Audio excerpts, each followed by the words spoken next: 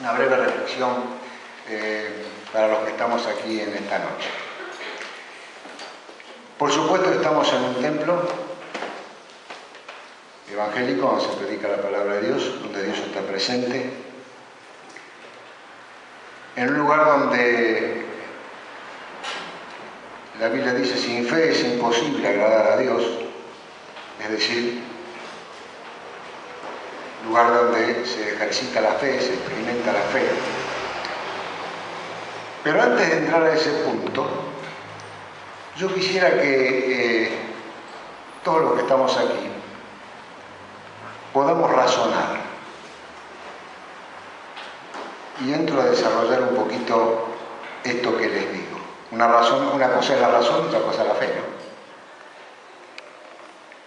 Los conceptos que tenemos adquiridos sobre las palabras que hablamos, los conceptos sobre las palabras que hablamos, suelen ser generalmente muy limitados.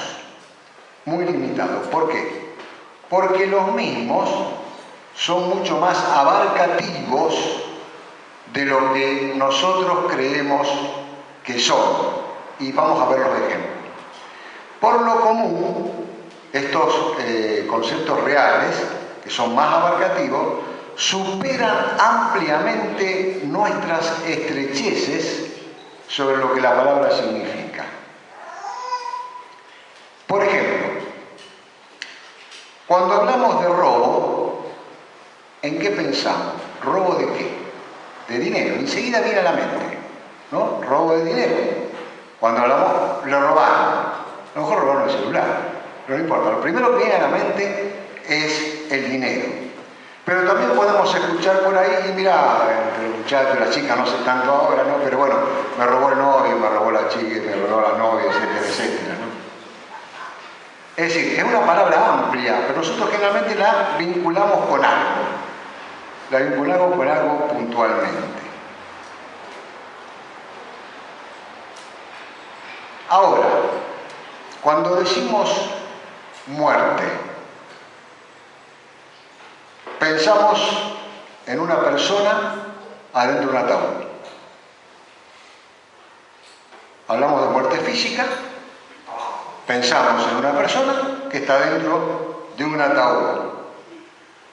Pero la muerte, en un concepto más amplio, como decíamos antes, que pasa nuestras estrecheces, en su significado profundo, puede ser, y yo creo que a lo mejor alguno de nosotros pasó por esta circunstancia, o está pasando, puede ser una muerte económica, se fundió. Puede ser una muerte social, se aisló totalmente, y de esto conocemos porque lo escuchamos últimamente. Puede ser una muerte política por la pérdida masiva de votos. Con respecto a esto, yo creo que ustedes, no sé si algunos lo habrán escuchado, respecto a la situación que se dio entre Randazzo y Scioli, que uno de los periodistas dijo que si le fue mal a Randazzo por lo que dijo de Scioli acerca de su brazo, que después se disculparon, se enterró con lo que dijo de la esposa de Scioli respecto al programa que tuvo con Tinelli. Así, se enterró. Así como que se entierran a los muertos. Entonces, tenemos ese pensamiento que muerte y el ataúd y el tipo muerto. Sin embargo, es mucho más amplio.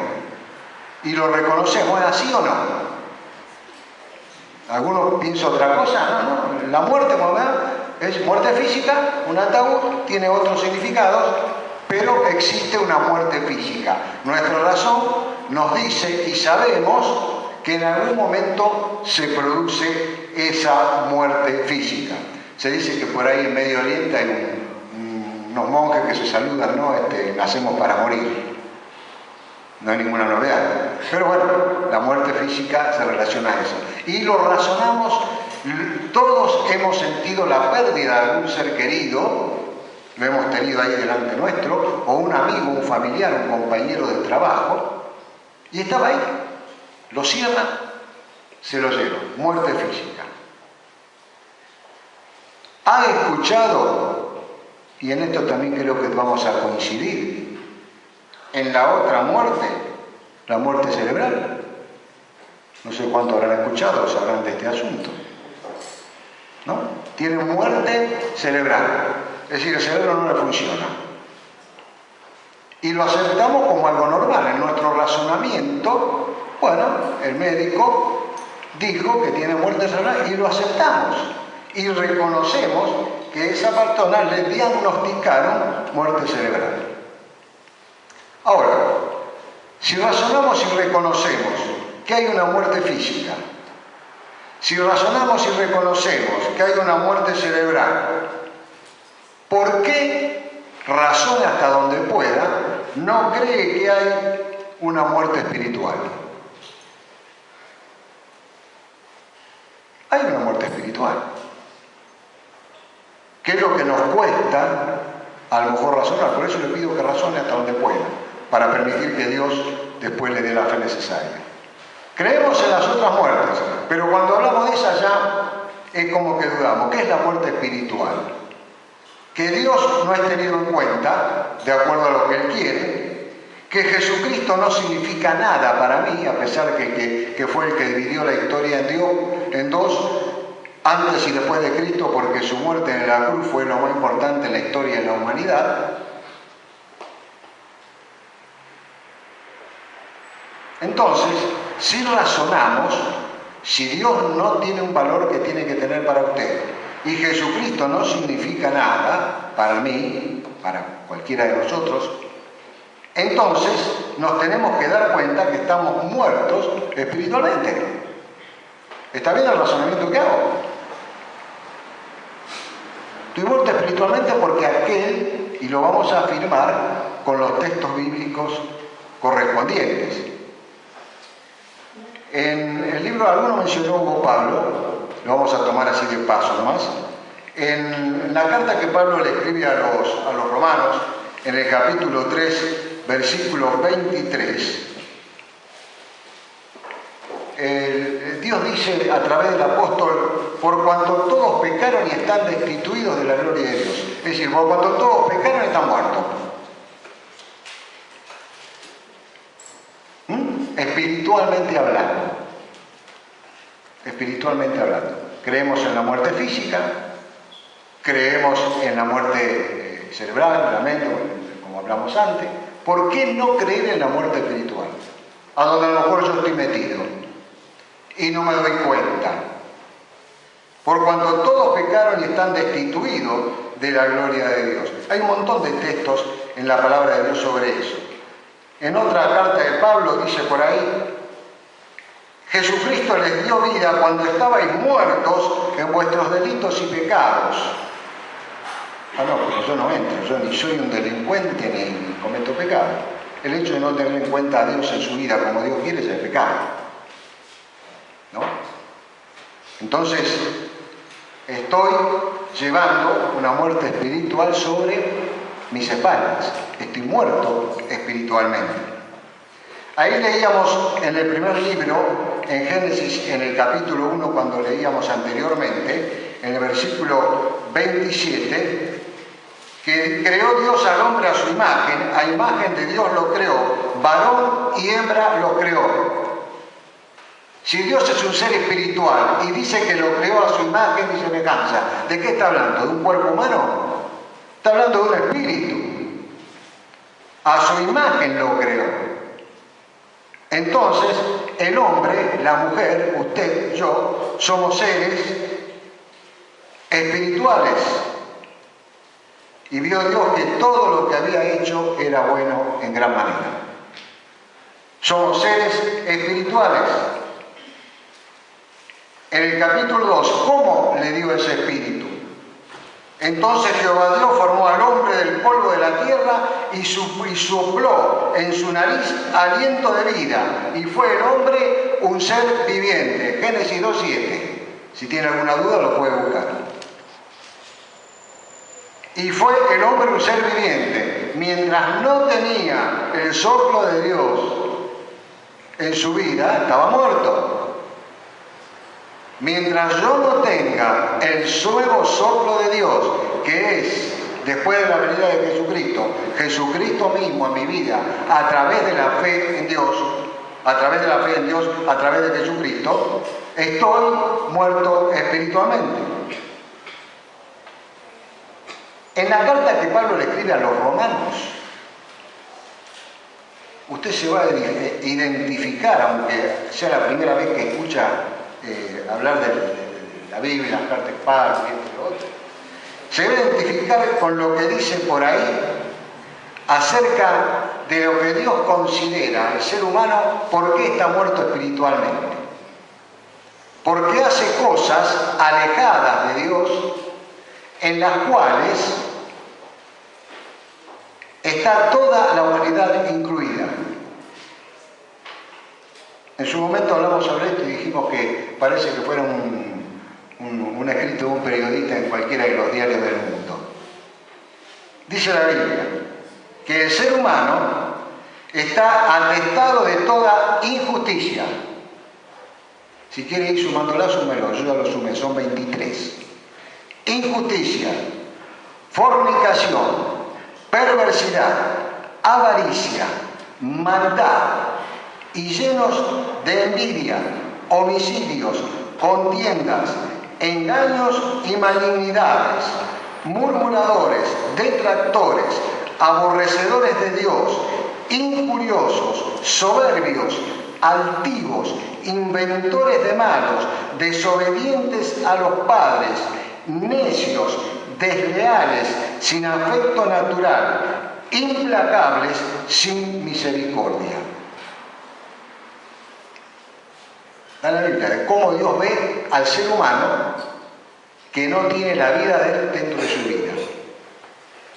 Y hay una más en los versículos anteriores. Por no haber tenido cuenta a Dios ya de ese tiempo, y ahora se multiplicó porque antes éramos a lo mejor, no sé, 1 millón sobre la tierra, no sé cuánto, ahora somos no sé cuántos miles de millones, entonces se multiplicó. Dice que debido a no haber tenido a Dios como referencia en su vida, Dios los entregó a pasiones vergonzosas, pues aún sus mujeres cambiaron el uso natural por el que es contra la naturaleza. ¿Se entiende, no? Y de igual modo también los hombres, dejando el uso natural de la mujer, se encendieron en su lascivia unos contra otros, cometiendo hechos vergonzosos hombres con hombres. Esto fue escrito hace miles de años. Es decir, cuando Dios dice que el ser humano está muerto espiritualmente, es porque algunas de estas cosas lo tocan. Por eso decía, razonemos si tenemos realmente una relación con Dios, que es la que Él quiere, o lo llevo, lo sobrellevo, no me interesa, y sigo viviendo porque me siento bien. A lo mejor puedo decir, sí, pero eso claro, lo escribió Jesucristo cuando Él vino, en su nueva doctrina en medio del mundo conocido, tenía que luchar contra los griegos que tenían su propia filosofía, entonces implantó la doctrina de los evangelios, sí, perfecto, pero miles de años antes, el sabio Salomón, en el libro de los Proverbios, escribe: el que cumple los mandamientos de Dios protege su vida.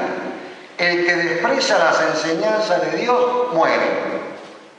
Eso hace miles de años que fue escrito y están acá. Es decir, vivimos un tiempo en el cual desconocemos totalmente la realidad de que estamos fuera de la relación con Dios, muertos espiritualmente. Aceptamos las otras muertes, pero de estas no queremos hablar. No nos interesa, nos parece que no existe. Pero gracias a Dios, y con esto vamos cerrando, que hay esperanza para aquellos que quieran darse cuenta que realmente la muerte espiritual, aunque esté vivo, tiene la posibilidad de revertirse y estar vivos espiritualmente para siempre y gozar de la bendición, la paz de Dios.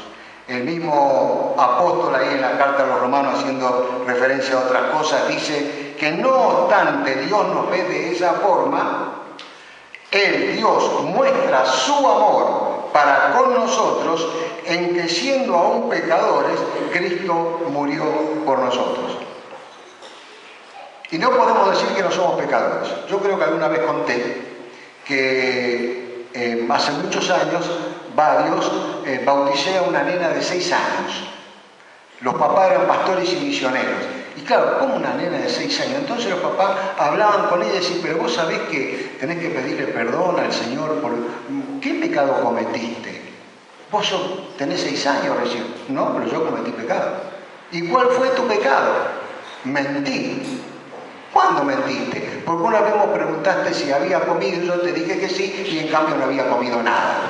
Es decir, en su edad la criatura se dio cuenta que había pecado, porque había mentido. A su mamá, que en ese momento le preguntaba, la bautizamos. Abby Whittam, para los que la conocen. Entonces, cuando nosotros nos damos cuenta que tenemos que darnos cuenta en ese razonamiento de que realmente espiritualmente estoy muerto, entonces voy a esto y me doy, y Dios me está diciendo en que el amor de Él me está buscando para poder darme vida y vida eterna. Otro de los apóstoles, Santiago, escribe, si aceptas con agrado la palabra de Dios, puedes salvar el alma. Por eso mi intención esta noche es que vayamos pensando y razonemos la realidad de estas cosas. La realidad de la muerte física, la realidad de la muerte cerebral, la realidad de la muerte espiritual. Porque lo dice la Biblia. Por supuesto, como estudiamos esta mañana en la escuela dominical de la mañana, Dios nos creó con el libre albedrío de decir, sí, el pastor tiene razón, pero a mí no me importa. Tiene toda la razón del mundo. Pero allá usted, ¿no? Corro con la responsabilidad, digamos, usted corre con su responsabilidad. Si aceptas con agrado la palabra de Dios, puedes salvar el alma. Y terminamos con otro versículo. Que no solamente Dios nos propone. Hugo Pablo explicó el significado de la persona que se va bajo el agua y cómo se levantaba, ¿no es cierto?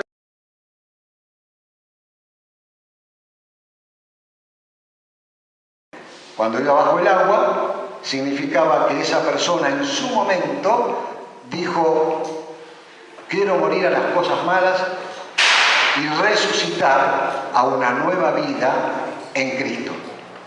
Que seguirán los problemas y las dificultades, sí, pero acompañado con Dios en cada circunstancia. El Señor Jesús, cuando estuvo sobre la tierra ahí, andando antes que lo mataran, hablaba con la gente y le dijo, cuando habla Jesús, habla Dios, ¿se entiende? Porque Jesús era todo Dios y era todo hombre. Los judíos no lo creían, por eso lo mataron. Los judíos no le creyeron ni le creen, por eso lo están esperando todavía al Mesías. Pero Jesús era todo Dios y era todo hombre. Es decir, cuando mencionamos palabra de Jesús, es Dios mismo que está hablando y que quiere tratar de entrar en nuestra vida a través de la fe en Jesucristo. Jesús dijo, yo he venido para que tengan vida y para que la tengan en abundancia. Yo he venido para que tengan vida. Y si Jesús dijo, yo he venido para que tengan vida, ¿a quién se lo está diciendo? ¿A un vivo? No, se lo estaba diciendo a aquel que no tenía vida. Al pueblo de Israel, que lo estaba rechazando, a su propio pueblo. Decía, yo he venido para que tengan vida y vida en abundancia. Por supuesto, trascendió las fronteras del pueblo de Israel y está para todos nosotros. Por eso, estimado amigo, en esta noche mi propuesta es de que se puede razonar hasta cierto punto y después hay que dar lugar a la fe. Si tú me dices, yo tengo fe, es porque Dios está en su corazón y Jesucristo es su Señor y Salvador. Porque el único que puede dar la fe para tener vida y tener una vida en abundancia es Jesucristo. Usted lo que puede hacer es creer en esto y en lo otro. Pero la fe verdadera, Dios la da cuando ve que en su corazón está buscando ese arreglar las relaciones con Dios porque se da cuenta que lo está necesitando. ¿Se entiende? Yo no puedo tener fe por mí mismo, por más que se diga por ahí un montón de cosas. Dios Dios es el que otorga la fe a nuestras vidas para que yo pueda creer. ¿En qué? ¿En quién? En el único, en Jesucristo, el que dijo, yo he venido para que tengan vida y vida en abundancia. ¿Por qué? Porque ustedes son pecadores. En la expresión bíblica, en otros textos bíblicos dice, la paga del pecado es muerte. Por eso hablamos de la muerte espiritual. Jesús vino para que tengan vida. Él vino a rescatar al ser humano de esa muerte y darle vida. Pero cuando la palabra rescatar significa pagar, y él dice, la paga del pecado es muerte. ¿Y por qué se cree que murió Jesucristo? Ahí ya entra la fe, el razonamiento no llega. Cristo murió en la cruz del Calvario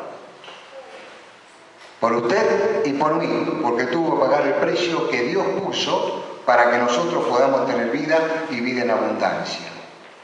Y ahí no razone porque no lo va a entender. La vida espiritual se vive por fe. La vida espiritual se vive por fe. Y mi desafío para usted en esta noche es, si realmente se da cuenta que espiritualmente está muerto y desea tener vida, piense en el único que le puede dar esa vida, que es Jesucristo, a través de la fe que puede mandar a su corazón. Y Dios va a mandar esa fe en su corazón para que usted crea, si ve en su corazón la sinceridad de que realmente cree en la muerte espiritual, cree que es un pecador, cree que no está en buena relación con Él y quiere estar en buena relación con Él. En ese momento Dios le da la fe para que pueda cumplirse eso. Vamos a orar. Vamos a pedirle a Dios de que Él nos esté iluminando en este momento para que no nos vayamos de aquí sin tomar una decisión en un sentido o en otro. Yo le aliento a que la decisión sea, reconozco la muerte física, reconozco la muerte mental o cerebral como sea, reconozco un montón de cosas, pero la muerte espiritual que me costaba tanto, Señor, me doy cuenta que estoy en esa condición a pesar de que camino, a pesar de que ando, a pesar de que hablo, a pesar de todo lo demás. Señor, entra a mi vida porque quiero arreglar cuentas contigo. Si esa es su oración, sin duda alguna Dios le va a proveer de la fe para que pueda entrar en su vida y poder estar a cuenta con Él. Yo he venido para que tengan vida y vida en abundancia. Oramos. Padre nuestro que estás en los cielos, gracias Señor por este tiempo de recogimiento en este lugar. Señor, en este momento queremos ponernos delante tuyo para que tú escudriñes nuestros corazones, que escudriñes nuestras mentes, que escudriñes nuestra conciencia, Señor, y que veas la sinceridad de los pensamientos en los cuales nos acercamos a ti. Y Señor, si en esta noche hay alguna persona que aún no te conoce y se dio cuenta que al no conocerte está muerto espiritualmente y desea vivificarse a través de la fe en ti, Señor, dale esa fe para que ese arrepentimiento de haber estado alejado tuyo sea una realidad en vida eterna. Que ese arrepentimiento, esa confesión íntima, Señor, sin palabras, pero dentro de su corazón, pueda proveerle la fe para que sea salva y que resurja, Señor, a nueva vida eterna. Gracias, Padre, por las personas que nos acompañan. Si alguno tomó esa decisión, Padre, dale la fuerza necesaria para que pueda manifestarlo públicamente y poder orar por ellos. En el nombre de Jesús. Amén. Si usted ha tomado esa decisión, yo le invito que en el lugar donde está, levante la mano para que podamos seguir orando por usted en este nuevo camino de la vida cristiana que usted inicia a partir de hoy. ¿Habrá alguien en medio nuestro? Sin ningún compromiso para la iglesia, sin ningún compromiso con nadie, sin ningún compromiso conmigo. Simplemente con Dios. Si realmente se dio cuenta que las cosas son así. Que el Señor te bendiga. Baja la mano más. ¿Habrá alguien más que quiera tomar esa decisión? No está comprometido con nadie, se compromete usted y Dios. En decir, sí, me doy cuenta que estoy muerto espiritualmente, pero quiero vivir vivir. Quiero vivir de acuerdo a lo que dice la palabra de Dios. Bien, que el Señor nos bendiga, que el Señor pueda prosperarnos a cada uno de nosotros de acuerdo a lo que nosotros también, en cierto modo, compartimos con los demás y vivimos en nuestras vidas. Y si no se animó a tomar la decisión, piénselo. Y si no se animó a levantar la mano, no importa, Dios conoce su corazón, y si esa fue su decisión, el Señor va a obrar en su vida. Que Dios les bendiga, hermanos, que el Señor nos bendiga y que podamos seguir en esta relación, o este intento, por lo menos, de comenzar a tener una relación con el Dios verdadero. Amén.